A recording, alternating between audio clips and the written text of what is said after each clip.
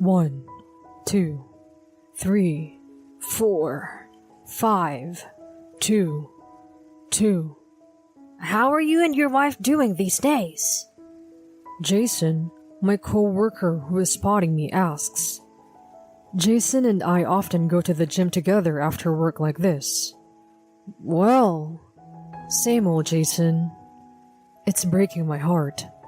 I've been married to my wife Kate for 3 years. Lately, she's clearly not happy with me. When we're at home together, she's obviously bored and her attitude is cold. When we first got married, she used to make home-cooked meals with lots of love. But lately, when I come home, there's just some uncooked instant noodles for me left on the table. My wife also works, so I thought maybe she's been busy with work lately. I'm sorry I've been a burden on you. I'll make sure to cook dinner when you can't, I said, but she responded with, No, you don't need to do that. I'll just cook for myself. In other words, she doesn't want to cook for me. So of course she refuses any lovey-dovey time of night. Recently, my wife bought herself a twin bed so she can sleep separately. I don't know what's the cause. Hey, don't give up. Talk to her and find out what's wrong and what she has to complain about. Jason? Yeah. Maybe I've been too busy worrying about Kate's mood to talk to her about it. Thanks, man. You can talk to me anytime. Let's go for another set. When I got home that day... Oh, you're home. Kate blurted out without even glancing at me, busy looking at her phone screen. I need to talk to you, I said in a serious tone and sat down in front of her. She was still looking at her phone as she replied. What is it? You do know we haven't been getting along very well lately. I'd like to know what your beef is with me. I don't have anything to complain about. Then why are you being so cold to me lately? Cold? Me. I'm just my normal self. No, you're not. You've obviously changed from when we first got married. What? Of course. You can't keep the lovey-dovey atmosphere like newlyweds forever. That may be true. But your attitude lately has been too much. What's causing it? If there's something you want me to fix, I'll fix it. There's nothing to fix. You're so stubborn. Can't you look at me while we're talking? Hey, stop looking at your phone. And I forcibly took the phone away from my wife. What do you think you're doing? I just want to talk to you. Give it back. I'm not going to give it back until you have a serious conversation with me.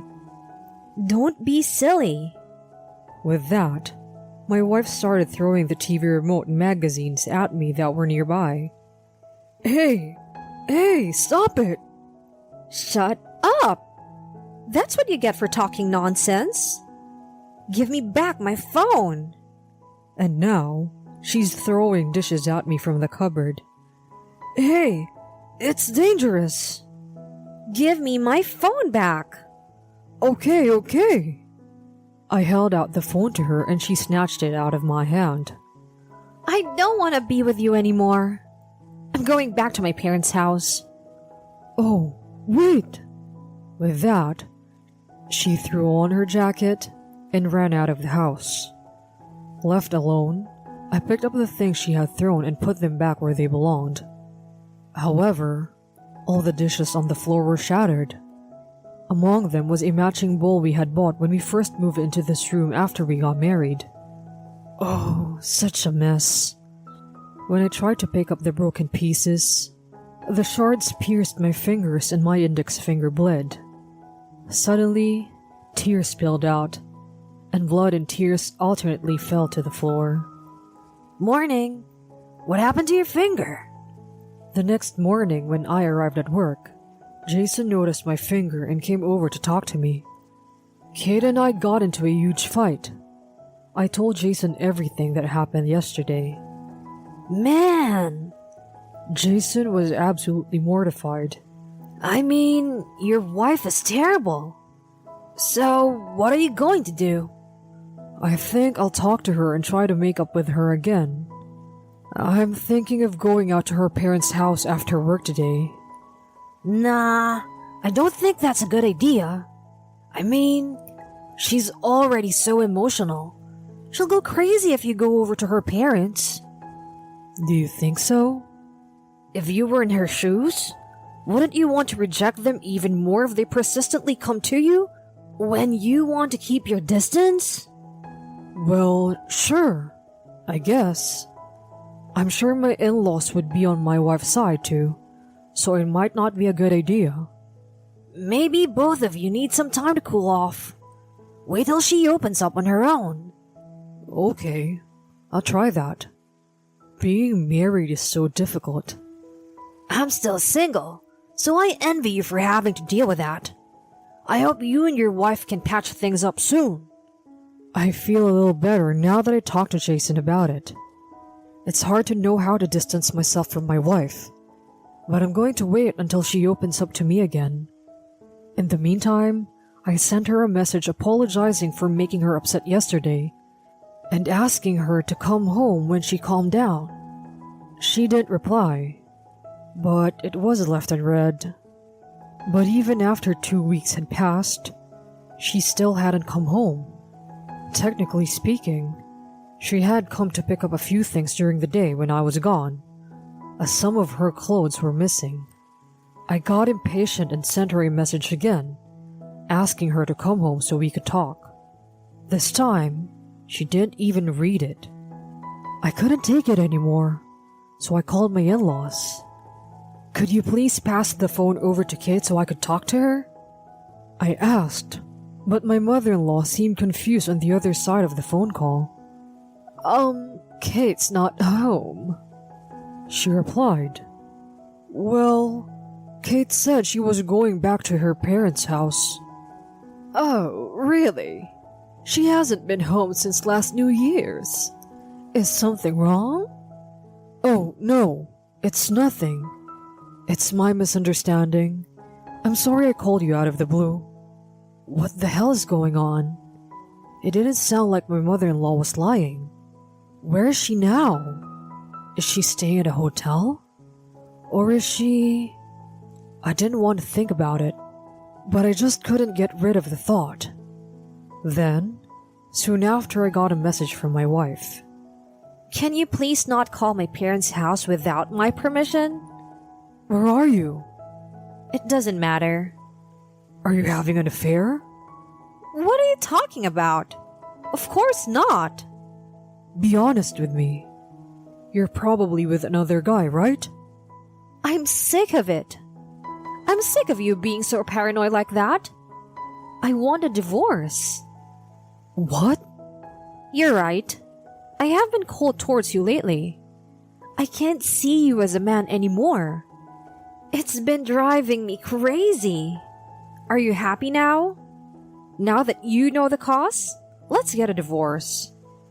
Hey, don't decide that on your own. No matter what you say, I can't do it anymore. I want a divorce. Can we fix it? You are so persistent.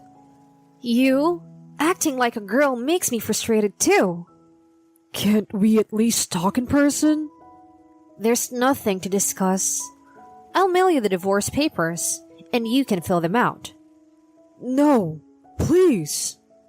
After that, no matter what I sent, I never heard back from her. A few days later, I received the half-filled divorce papers completed on Kate's side. I was so in shock that I took the next day off work. Jason came over to my house at night. Hey, are you okay? Jason, why? Your wife had moved out of the house, and you took the day off because you weren't feeling well.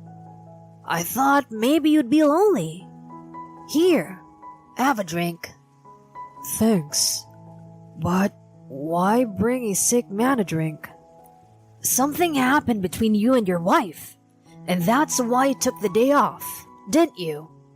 You see through me, don't you? That's right. What happened? I showed Jason the divorce papers that were mailed to me. Seriously? You didn't even get to discuss it. I'm just so shocked. So, you're just gonna turn this in? I don't know. I'm still thinking about it. I don't know if it's a good idea to break up like this. But honestly, I'm tired of being pushed around by Kate. I see. Well, I don't want to see you down about it. I brought a lot of booze, so let's drink. We're off work tomorrow, so we're drinking all night. All night? What are you, a university student? Jason's cheerfulness saved me from my mental breakdown. I was grateful to have a good colleague, or rather, a good friend. We ended up drinking until morning, and Jason and I both got drunk and passed out. I woke up early in the afternoon. Jason was still sprawled out on the floor, asleep. Then, the phone on the table rang. I picked up the phone, still sleepy, thinking it was mine, and realized it was Jason's phone. Oh, oops. I froze when I saw the incoming call screen on Jason's phone. It showed the name Kate. No way. That's not Kate, is it? I jogged my memory. I didn't think my wife and Jason had any connection. But then I remembered something. There was that one time. It was when Jason and I were having a drink at a pub. Jason said to me, "Why don't you invite your wife over too?" when I received a call from my wife, and the three of us had a drink. No way! Did they start their relationship from there? But the name Kate on the screen could be someone else with the same name. Jason has been so helpful to me. There was no way he was having an affair with my wife. But just to be safe, I decided to hire a detective to investigate if they knew each other. A few weeks later, I received a document with the results. I was speechless when I saw the enclosed photos. It showed my wife and Jason coming out of Jason's room. Oh no! I was about to lose it. Jason, who had been my closest ally, was my worst enemy. I immediately went to Jason's house with the pictures. Coming! What? Why? I know Kate is in there. Wait a minute. What do you mean? Shut up. I know you and Kate are having an affair. I say that and try to force my way into the house. Okay. I'll let you in. Just don't get so violent. Jason leads me into the living room, and there sits my wife with a pale face. I sat down on the couch with a thud, spread the photo evidence on the table, and yelled in anger. You two were lying to me all this time. You both laughed at me behind my back, didn't you? Jason and my wife, sitting side by side, take a look at each other. Then Jason opens his mouth tediously. I didn't mean to lie to you.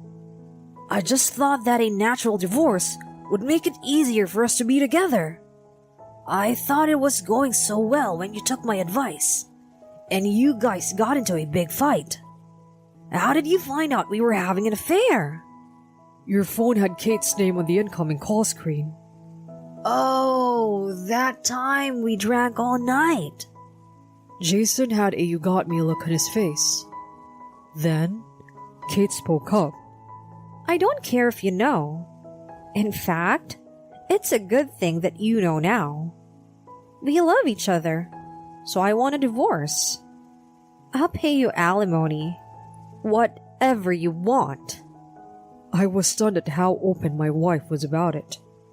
You see what I'm saying? I don't care about you anymore. So get out of our way.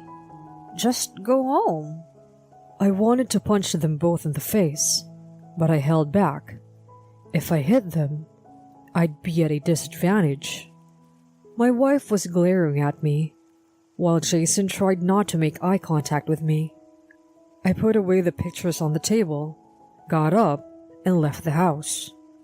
Then, I filed for divorce and filed for alimony from my wife and Jason through my lawyer. They paid me $30,000 each. I had never spoken to Jason since then. A few months later, Jason married my ex-wife. At first, the people at work celebrated Jason's marriage. But when they found out it was to my ex-wife, they all had mixed expressions on their faces.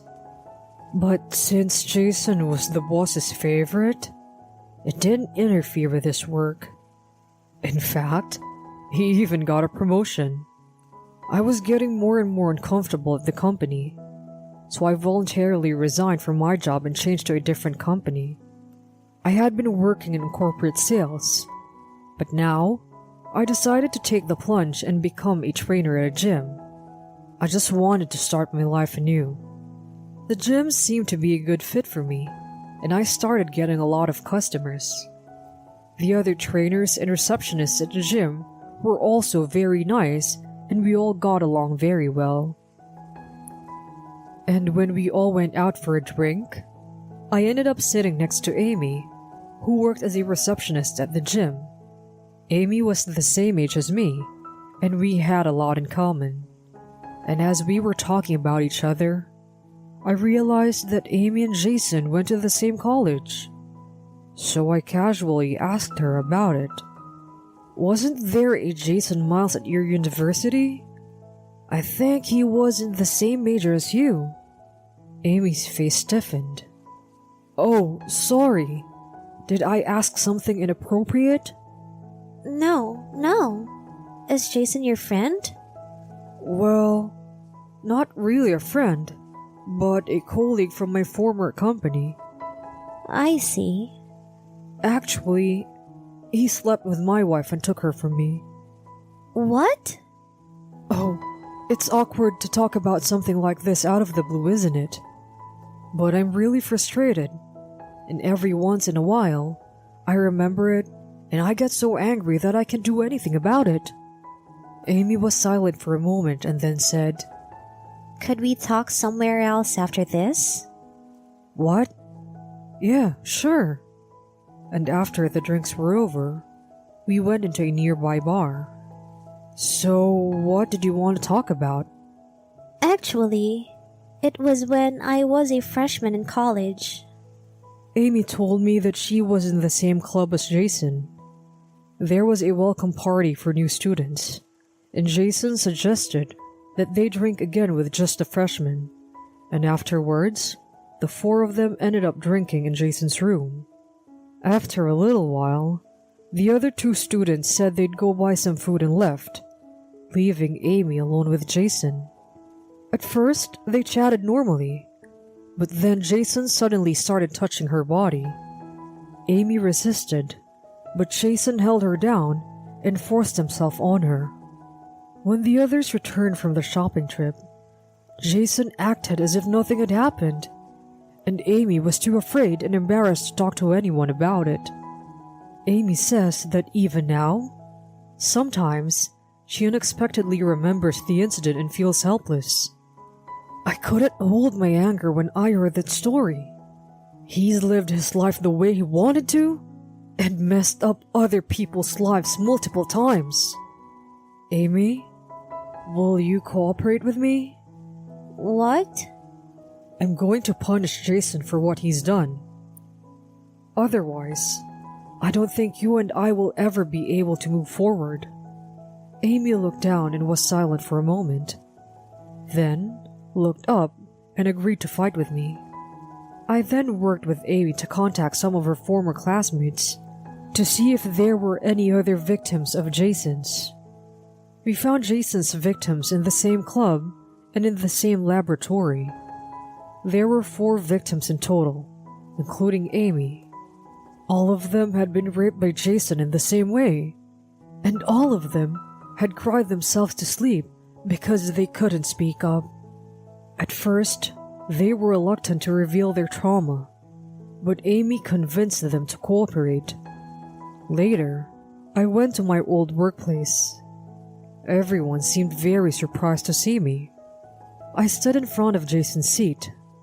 Jason was on the phone with a client with his back to me. When he finished the call, Jason spun around because he noticed the commotion in the office. What? Ben, what are you doing here?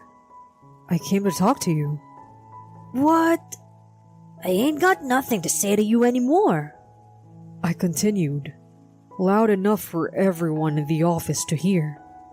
4 women who have been sexually abused by you in the past are suing you. You are going to pay for the mess you've done of their lives. There was quite a stir in the office when I said that. Okay, that's it then. Oh, and tell my ex-wife I said hi for getting mixed up with a criminal.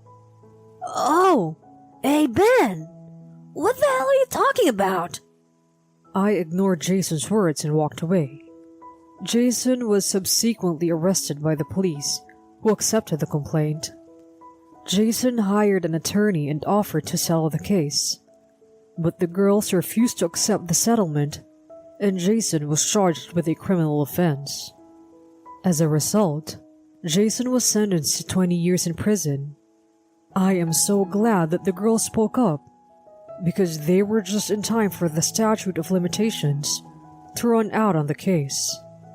I know it must have been difficult for the girls to go through all kinds of questioning by the police and lawyers, and to have their past dredged up, but they did a great job. I hope they can overcome their past and find happiness in the future. After Jason was arrested, my ex-wife contacted me. My ex-wife said, Jason was a liar. I didn't think he was such a lousy man. She was lamenting about something, but I told her, you had it coming, since you're the one who chose him, so you deserve it. That's what I told her. My ex-wife is being ridiculed at work as a woman who had an affair with a sex offender and married him, and she's feeling very ashamed of herself at work. She really deserved it. I, on the other hand, I'm gained experience as a gym trainer and recently started my own private gym. I'm having a great time doing what I love. I'd like to get back into dating if I get to meet the right person. Thank you for watching to the end. Please don't forget to subscribe. See you in the next